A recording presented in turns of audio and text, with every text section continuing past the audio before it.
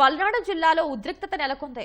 అమరావతి మండలం 14 మైలు వద్ద YCP TDP కార్యకర్తలు ఘర్షణకు దిగారు.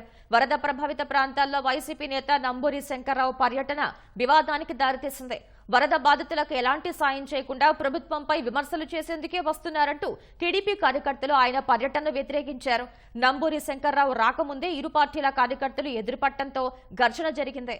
ఇరు వర్గాల ఘర్షణలో వైసీపీ నేత శంకర్రావు కారు అద్దాలు ధ్వంసమయ్యాయి. తీవ్ర ఉద్రిక్తత ఏర్పడటంతో పర్యటన రద్దు చేసుకుని శంకర్రావు వెనక్కి వెళ్లిపోయారు.